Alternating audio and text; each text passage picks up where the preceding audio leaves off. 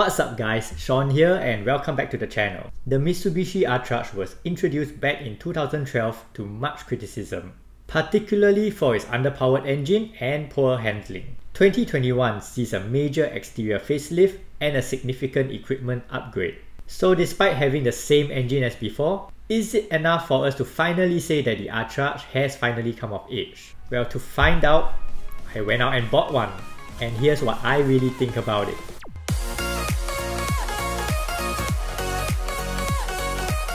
So I've actually had this car for about 5 months now, so this will be my long-term review of the car. For 2021, Mitsubishi has applied their dynamic shield design language to the Mitsubishi Attrage, which finally brings it in line with the other models. This means that it comes with a new front nose, a new front bumper, and a new rear bumper. It's a polarizing look to say the least, but I'll be the first to admit that I actually like it a lot. In fact, it is this new design that actually convinced me to take the car on a test drive, which I would never have thought of doing otherwise. Over on the rear, they've given it a new wider bumper with vertical reflectors, which gives the car a much more masculine look from behind. It also has all new front and rear LED headlights, tail lights and fog lamps. They come with 15-inch alloy rims as standard, which are a different design from the previous generations, but more on that later. Now just to be clear, this is the cheapest model that is available in Singapore, so that means whatever you see in this review, you will be getting it in whatever trim level, if not upgraded. At the time of filming this video, Mitsubishi sells the car at $69,999. For reference, the ever popular Honda Jazz is currently being sold for $77,999. So yes, while this may be the cheapest new Japanese car you can find on the market right now, you are going to see that it is surprisingly packed with features. First up, it comes with a keyless entry system, a keyless boot opening, and a keyless start button. It does not have an automatic start-stop function, but I think quite a number of you will appreciate that. The mirrors auto-retract when you lock the doors, there are powered windows, automatic only on the driver's side, full leather stitched seats with 6-way adjustment on the driver's seat. It uses a basic automatic gear lever with a low gear setting. Now there is no DS or sports mode on this car, but I usually find Mitsubishi's normal drive mode to be much more usable than sport mode. So the low gear on this car is actually called the B mode, which stands for engine braking. It basically keeps the car in a higher gear than usual so that you have an easier time either engine braking down the hill or going up a steep incline. It also uses a traditional handbrake, which is a very good way to save costs. Now a lot of new cars come with an electric parking button, but I would say that having a traditional handbrake makes it a lot more versatile, and it is especially useful to those of you who know how to make use of it. Now the instrument cluster actually felt quite bare to me at first glance. So what it has is 2 main dials, 1 tachometer, 1 speedometer, and 1 dedicated panel just to show you all your status lights. There is also an LCD info display at the bottom. Now it actually felt like a waste of space at first to have one whole panel dedicated just to the status lights, but as I got used to the car, I kind of started to appreciate the simplicity of such a design. You see, because it's so straightforward that all the display lights will be on that particular panel, I can actually spend more time keeping my eyes on the road instead of focusing on where a certain light is supposed to turn on, because it's all right there. So there's no need for my eyes to hunt around the display in order to find out whatever I need to know. The steering wheel feels really nice for this price point. It is completely leather wrapped with a nice piano black trimming at the bottom. It has phone, radio and even voice controls on one side, and on the other side there is a cruise control function. Until I got this car, I never really saw the point of having cruise control in Singapore, but once I started driving it, I was surprised at just how often I use cruise control. I find it especially useful when I want to save fuel on long stretches of clear road, or just want to avoid going over the speed limit in an area where there tends to be traffic cameras. The head unit comes with a 7-inch Alpine-made touchscreen display as standard. This unit supports Bluetooth, Apple CarPlay and Android Auto. I feel that these systems are absolutely essential in cars these days, especially for drivers like myself. Now this is not a wireless CarPlay system, you still need to connect your phone to the head unit through a wire, but they have greatly improved the position of this wire. Previously, this wire would be run out from the glove box and onto your phone, which is not a very ergonomic way to do it. For this year, they have finally connected it to the built-in USB port, which is already there, right underneath the head unit, and it's a perfect place for you to place your phone as well. Below the head unit, we have a button panel for the aircon controls. I much prefer physical buttons like this compared to touch sensitive buttons that you might find on other cars, because I'm able to keep my eyes focused on the road more often, as I don't need to search around guessing, am I pressing onto the right button? Now the previous models did not come with an armrest as standard. They actually offered the armrest as a $200 option. In its place, there was originally a little cup holder at the bottom of the center console. This year, however, they have decided to throw in this armrest for free on all trims. I think this is a great thing, and I really enjoy the extra storage space that it offers. I also really like having an armrest for long drives. This armrest completely opens up backwards to provide you with an additional cup holder, which you actually lost by installing this armrest. One problem with this armrest though is that when you open it up backwards, it actually intrudes into the rear passenger space. So if you are having 3 passengers in the rear, it's not very usable as a cup holder after all. But if you only have 2 passengers in the back, it works just fine. Now I know that some people will complain that this armrest is pretty small, as most of them like to actually rest their elbow on the armrest and put their hand on the gear lever, which is actually not very easy unless you have pretty long arms. I, however, have not found this to be a deal breaker for me at all, because I really just enjoy sitting back and placing my arm on the armrest while I drive. We have standard door bins on both sides of the doors, and they have bottle holders. There are another 2 cup holders in the front, just behind the USB port. Above the passenger glove box, there is a nice cubby shelf there, and you will not believe how useful these things can be. There is another cubby shelf below the steering wheel for the driver to use.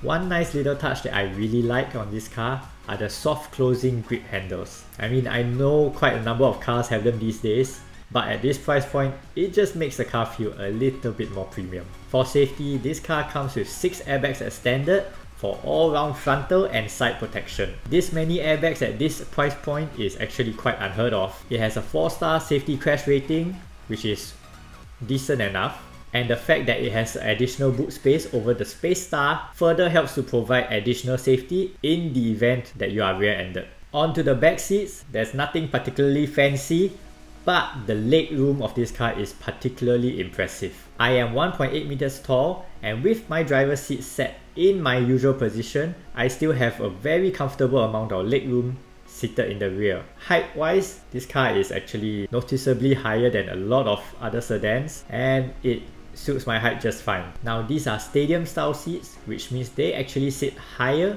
than the people in front. This style of seating actually helps to reduce motion sickness for the passengers behind. A nice amount of space under the front seats for you to tuck your feet underneath, and ISOFIX tether points at the back round up the family-centric design of this car. Now what really impressed me about this car is actually the amount of boot space it has. Compared to the Space Star, which is actually the hatchback version of this car, for exactly the same price, you get almost double the amount of boot space that you would actually have if you had gotten a Space Star.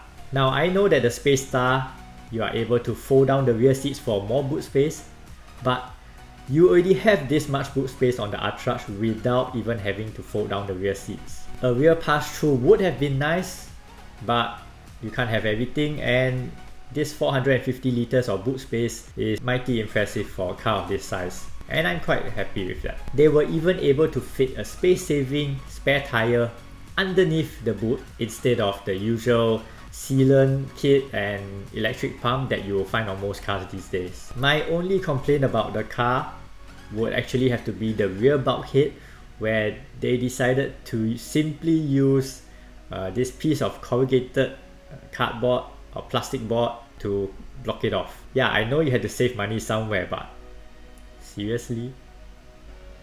At least it's light and it won't rust. Lastly, this car comes with 15-inch alloy rims as standard with 185/55 Bridgestone S001 tires. Not a bad offering at all for this price. Now, I wasn't a great fan of the new design, so I almost immediately swapped them out for a new set of 15-inch Avanti rims and 195/55 RE004 Bridgestone tires. So as you've just seen, this car is relatively feature-rich for how much it costs. So they must have saved money somewhere else, right? Well, yes, they did save on the spec sheet, which is typically where they have gotten a lot of flack from in the past. It still gets the same 1.2-litre 3-cylinder engine and Cvt gearbox as the previous models. But that isn't to say that they didn't have some tricks up their sleeve this year, which I'll explain later on. Suspension is largely the same too, McPherson struts on the front, torsion beam suspension on the rear. However, Mitsubishi has been known for quietly tweaking their suspension over the years to improve stability and handling. So we'll find out later in our road test if they have done anything to this year's model. So let's talk about real-world driving, alright? Now, coming from my previous car, which was a Mitsubishi Colt Plus, I honestly have not found anything lacking in terms of driving. I have had no trouble overtaking other cars on the expressway or getting up to speed, and I even find myself many times being first off the line at the traffic light. But how is this possible given that this car is still using the same engine as before that everyone, especially on YouTube, loves to criticize? Well, let me explain. Most people don't realize this, but Mitsubishi actually ships differently tuned engines to different parts of the world. So fortunately for us, the engines brought into Singapore are actually the highest tuned variants that they have, which is why in Singapore they recommend us to pump 95 at the station, whereas other countries actually recommend 92. Our engines produce slightly more horsepower at 80 horsepower and torque at 106 Newton meters, which is slightly more than what other countries are getting, which is also where the bad reviews tend to come from. Another thing to note about this car is that it only weighs 940 kilograms, whereas most other cars in this category weigh over 1000 kilograms. I believe that the main reason most people feel that these 3-cylinder engines lack power is not because they actually lack a whole lot of power compared to 4 cylinders, but because 3-cylinder engines simply don't produce power where people expect it to, which is at the lower RPMs. So 4-cylinder engines are actually able to produce power quite evenly throughout the whole range, whereas 3-cylinder engines produce most of their power at the higher RPMs above 3005. The problem is a lot of drivers tend to feel that when they rev it up to 3005 and above, the engine is actually straining. It sounds like it's straining, but let me tell you that it is not.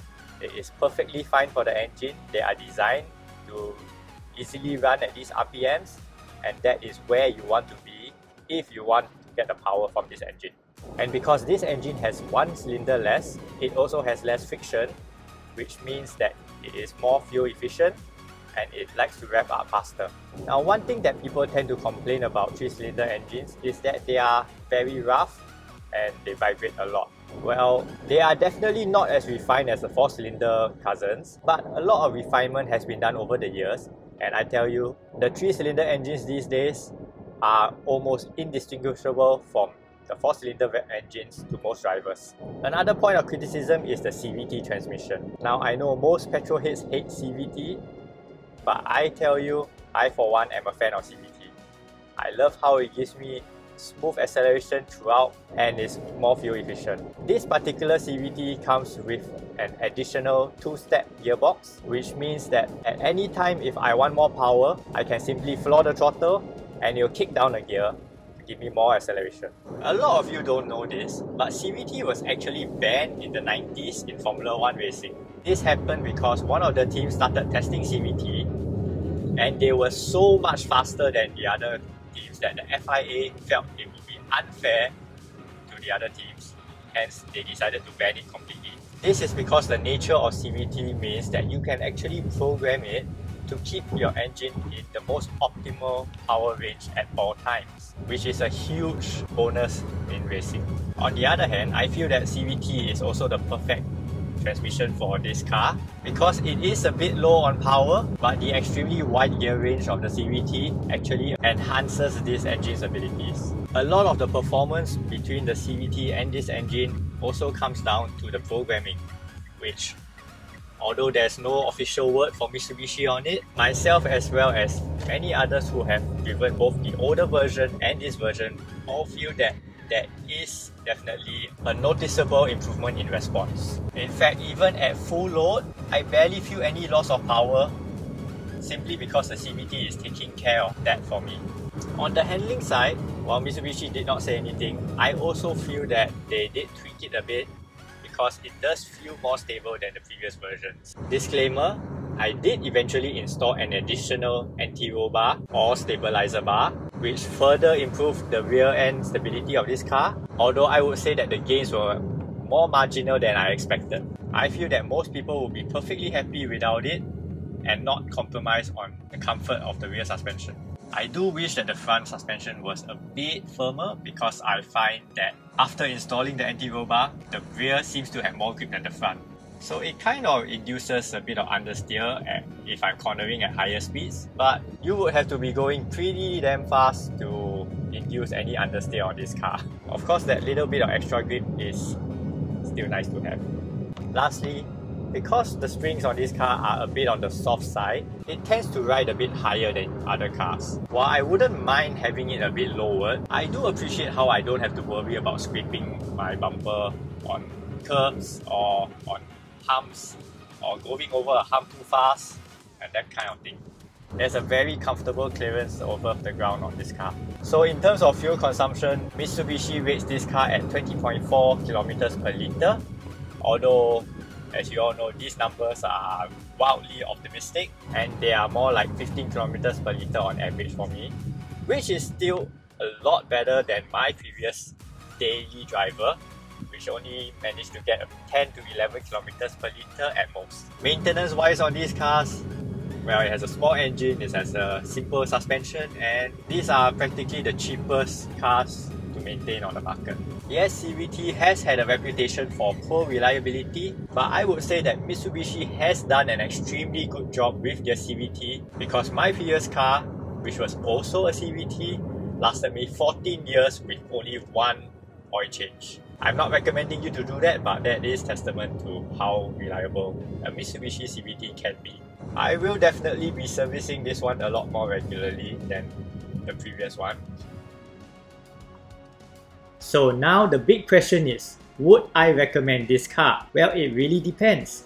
So who is this car for? If you are used to bigger and more powerful cars, and you do not wish to sacrifice too much on performance, then this car is obviously not for you. If you are looking for a practical family sedan that is easy to drive around the city, fuel efficient, and bang for the buck, this car should definitely be high up on your list. The bottom line for me is that I am much more willing to recommend this new Attrage as compared to the previous models because this one pretty much delivers on everything that it was designed to do at a very good price point with minimal compromise. It is heavy on features, well optimized despite its seemingly lower specs, and is among the cheapest to maintain on top of having a 10-year engine warranty.